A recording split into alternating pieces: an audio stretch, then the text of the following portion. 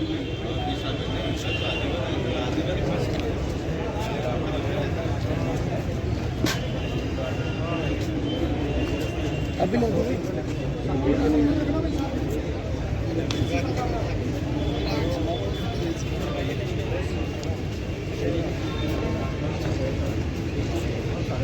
चलता है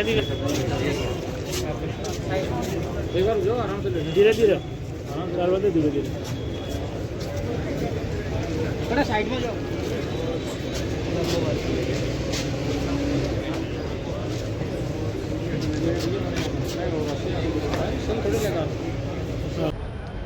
देखिए 2019 में मुलजिम राम गोपाल द्वारा अपनी पुत्री से फ़ोन करवा के जो उसके मुलजिमान जो दूसरा मृतक था उसे प्रेम प्रसंग के चलते उनको फ़ोन करके बुलाया और 22/10/2019 की रात्रि को एसआर पेट्रोल पंप से उनको अपहरण वहाँ से करवाया। अपहरण करने के बाद में उनके दोनों को अपने घर ले गया और अन्य जो मुलजिमान इसके सहयोगी थे, जो रिश्तेदार थे, जो जानकार थे, उनको बुलाया और सारी रात तार से पीट कर इनकी निर्मम हत्या कर दी। हत्या करने के बाद में इनकी लाश को जीण माता की जो सुनसान जगह है वहाँ पर मंडोली रोड पे इसको डाल दिया और साक्ष्य छुपाने के लिए एक झूठी एफआईआर इसने दर्ज करवा दी। जब परिवादी बलदेव राम को इस तथ्य की जानकारी हुई तो वो सीसीटीवी फुटेज देखने के लिए एसआर पेट्रोल पंप पर गया और वहाँ जाकर के जब उसने उसके भाई का अपहरण करने की और जो मृतका गणपत है और प्रेम उसकी सूचना मिली तो संबंधित थाने राणौरी में इस संबंध में एफआईआर दर्ज करवाई। 4-5 आदमियों के खिलाफ नामजद एफआईआर थी तो पुलिस ने राम गोपाल को इसमें डिटेन किया। डिटेन के बाद में राम गोपाल से जब इन्वेस्टिगेशन किया गया तो राम गोपाल ने ये सारी घटनाक्रम बताया कि इस तरह से मैंने अन्य मुलजिमान हैं उनको बुलाया, एक कॉन्स्पिरेसी उन्होंने की। कॉन्स्पिरेसी करने के बाद में मृतकान का उन्होंने अपहरण किया। अपहरण करने के बाद में अपने घर लेकर के आए और घर ला करके अपनी पुत्री और जो उसका जो गणपत जो उसके साथ रहता था या उसका जो प्रेमी था उसको बड़े ही अमानवीय तरीके से मारपीट की और मारपीट करने के बाद में उनकी हत्याएं कर दी। हत्या करने के बाद में अपनी ही गाड़ी में ले जा करके उसने मंडोली रोड पर जीण माता मंडोली रोड पर उन हत्याओं को छुपा दिया। छुपाने के बाद में उसने जो झूठी एफआईआर दर्ज करवाई। इस संबंध में पुलिस ने जब इन्वेस्टिगेशन किया और एफआईआर दर्ज की तो पुलिस ने जहां राम गोपाल के घर के जो सीसीटीवी फुटेज जिससे वो निर्मम तरीके से अपनी पुत्री के साथ मारपीट कर रहा था वो फुटेज उन्होंने कलेक्ट किए। वो फुटेज कलेक्ट करने के बाद में उन्होंने एसआर पेट्रोल पंप से जहां मृतकान का अपहरण किया गया वहाँ के उन्होंने सीसीटीवी फुटेज कलेक्ट किए।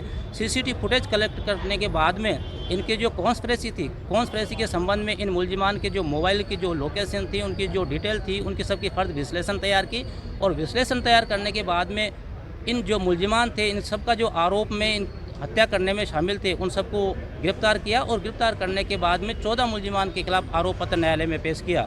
दौरान अन्वीक्षा 67 गवाहान की इस 69 गवाहान के इसमें बयान लिखबद्ध हुए और 270 दस्तावेज इसमें प्रदर्शित करवाए जिसके अंदर घटनास्थल के सीसीटीवी फुटेज भी शामिल थे। दोनों पक्षों की बहस सुनने के बाद में आज माननीय न्यायालय एडीजे अपर जिला एवं सत्र न्यायाधीश क्रम संख्या 1 सीकर के विद्वान न्यायाधीश श्रीमान महेंद्र प्रताप सिंह जी बेनीवाल ने निर्णय सुनाते हुए आरोपी राम गोपाल को इस जघन्य हत्याकांड के लिए डेथ सेंटेंस दिया है, मृत्युदंड की सज़ा से दंडित किया है। जो अन्य आरोपी जो इन दोनों हत्याओं के लिए जिम्मेदार थे उनको 302, 364, 120B, 201, 149 सपठित 302 में आजीवन कारावास की सज़ा से दंडित किया है और अलग अलग अर्थदंड से इनको दंडित किया है। 50,000 से लेकर के 20,000 रुपये तक अलग अलग धाराओं में इनको दंडित किया है। इसके अलावा 3 जो आरोपी थे जो घटना में शामिल थे लेकिन साक्ष्य के अभाव में उनको दोषमुक्त किया गया है, जिसके अंदर महेंद्र गुर्जर है, महेंद्र चोपड़ा है, एक छोटू राम है, जिनके खिलाफ पर्याप्त साक्ष्य नहीं आ पाई थी। इस कारण बाकी जो मुलजिमान है राम गोपाल है इसको मृत्युदंड की सज़ा से दंडित किया है। नंदलाल उर्फ नंदकार, बीरबल, सोहनलाल, मदन चांदीवाल, महादेव, संदीप गुजर, बाबूलाल उर्फ हरनेक सिंह, परशुराम, महेंद्र चौधरी, इन सभी को 302 की धाराओं में आजीवन कारावास की सज़ा से दंडित करके साथ में अर्थदंड से दंडित और किया है। माननीय न्यायालय का निर्णय विधि सम्मत है। परिवादी पक्ष और हम पूर्णतः से न्यायालय के निर्णय से संतुष्ट हैं। नाम मैं इस प्रकरण में मैंने पैरवी की परिवादी पक्ष की ओर से राजेंद्र कुमार हुड्डा एडवोकेट नाम है मेरा।